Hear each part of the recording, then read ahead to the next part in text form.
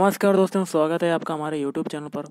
Guys, इस video में बाल विकास के क्वेश्चन करेंगे जो कि आपके रीट एग्ज़ाम के लिए बहुत ही इंपॉर्टेंट है। और ये क्वेश्चन जो हैं ये प्रीवियस ईयर के एग्ज़ाम में पूछे भी गए हैं। तो पूरा वीडियो देखिएगा शुरू से लेकर लास्ट तक। और वीडियो स्टार्ट करने से पहले आप लोगों से एक बात कहना चाहूँगा कि जिन दोस्तों ने चैनल को सब्सक्राइब नहीं किया है तो प्लीज़ चैनल को सब्सक्राइब कर लीजिएगा और पास में जो बेल आइकन होता है उसको भी ज़रूर दबा लें, ताकि आने वाला टाइम में आपको वीडियोज़ की नोटिफिकेशन टाइम टू टाइम मिलती रहे। चलिए स्टार्ट करते हैं आज का वीडियो। गाइस देखिए, पहला क्वेश्चन है आपका, राष्ट्रीय पाठ्यचर्या की रूपरेखा एनसीएफ 2005 के अनुसार मार्गदर्शक सिद्धांत में निहितार्थ है।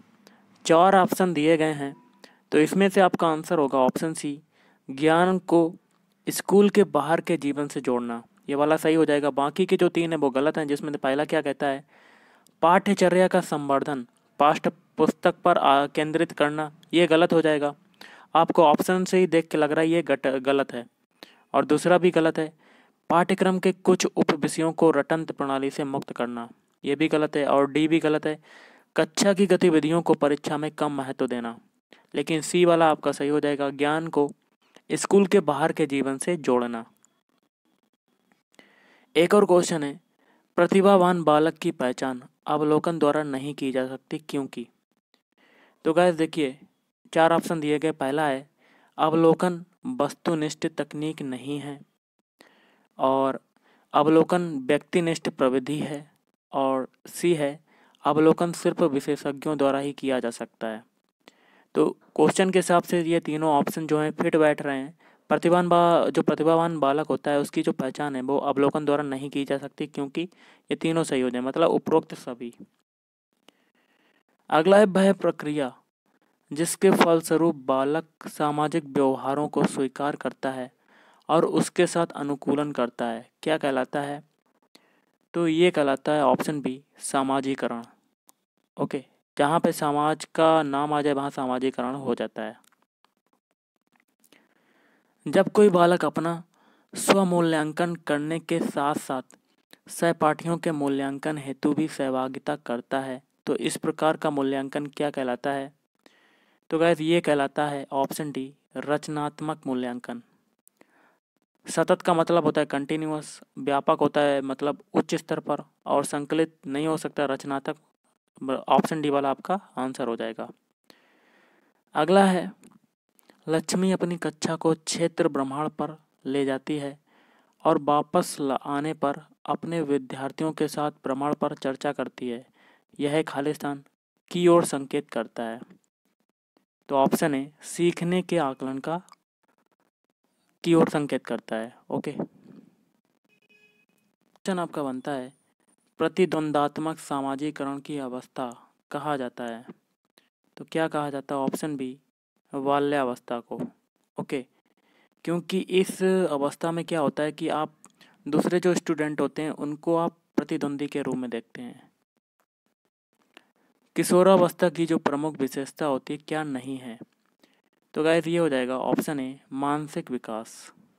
लेकिन कल्पना की बहुलता आप कर सकते हैं, संचय की प्रवृत्ति, संवेगों का आधिक्य, ये तीनों सही हैं, लेकिन मानसिक विकास ये नहीं होता है। ओके, निम्न में से कौन सा बुद्धि परीक्षण वैयक्तिक क्रियात्मक परीक्षण है।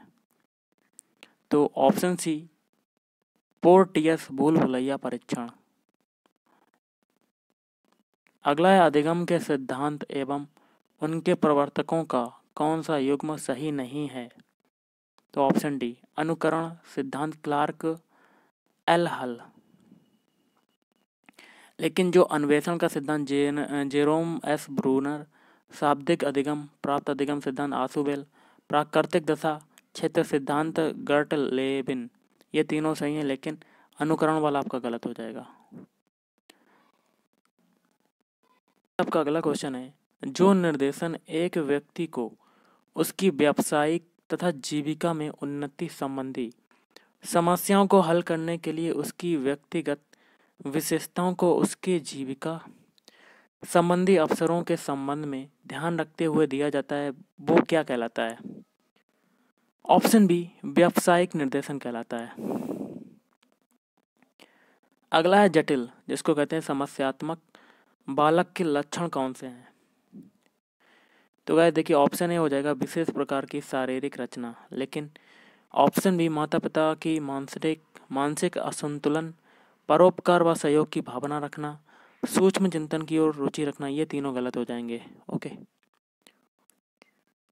अगला है विद्यालय में सभी नहीं खेल पाते, चाहे उसकी रुचि खेल की तरफ हो, ऐसा क्यों?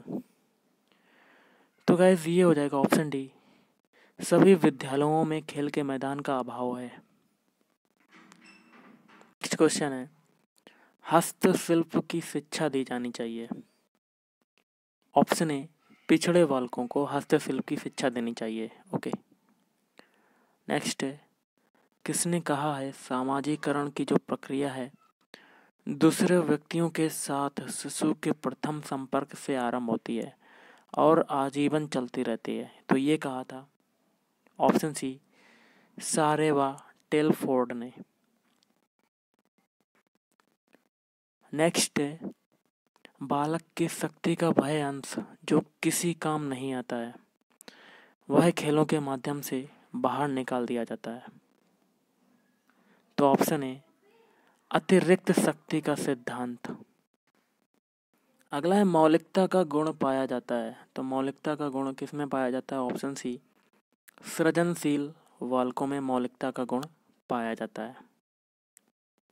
अधिगम सिद्धांतों एवं उनके प्रवर्तक का कौन सा युग्म असंगत है, मतलब गलत वाला देखना है।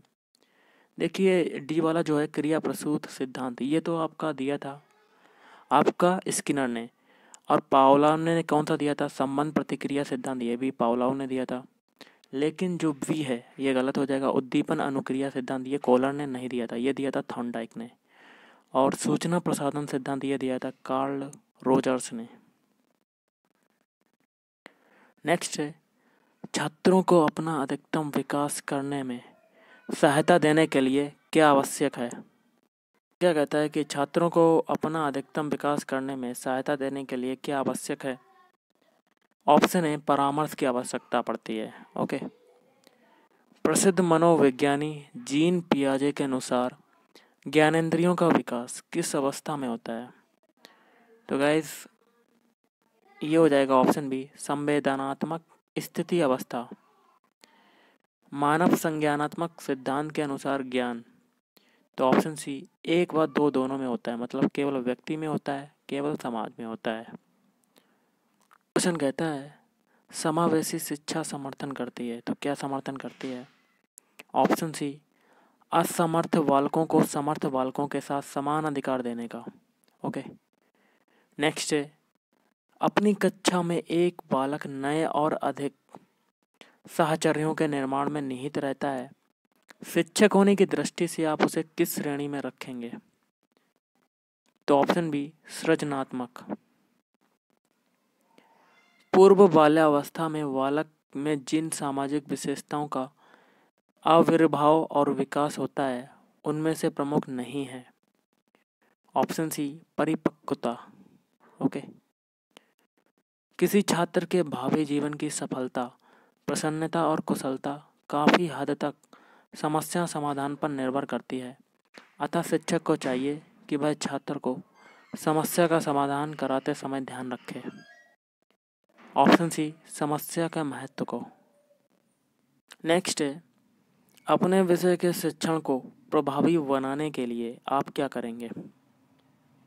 तो गाइस देखिए ऑप्शन डी हो जाएगा, कक्षा में ही कार्य करने के लिए कहेंगे तथा उसका परीक्षण करेंगे।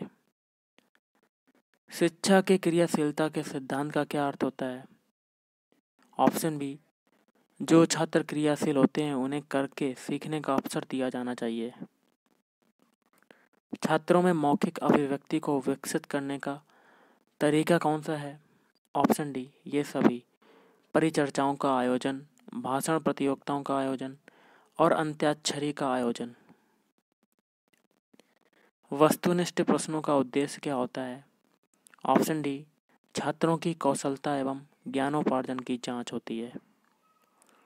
गार्डनर के बुद्धि सिद्धांत के अनुसार बुद्धि का एक प्रकार है। ऑप्शन डी, ये सभी भाषाई बुद्धि, स्थनिक बुद्धि और अस्तित्ववादी बुद्धि ये गार्डनर के सिद्धांत के अनुसार होता है। अगला क्वेश्चन है, मीरा ने अपनी कक्षा में एक छात्र से पूछा कि 5 में 2 से गुणा करने पर क्या आएगा, तो छात्रा अपने स्थान पर खड़े होकर चिंतन करने लगती है तथा मीरा का उत्तर बताती है। प्रश्न का उत्तर बताते समय छात्रा किस प्रकार का चिंतन कर रही थी? तो गैस ऑप्शन भी हो जाएगा अभिसारी चिंतन। तो गाइस आज के इस वीडियो में इतना ही। अगर आपको वीडियो पसंद है, वीडियो को लाइक करें, शेयर करें और चैनल को भी सब्सक्राइब करें। Thank you.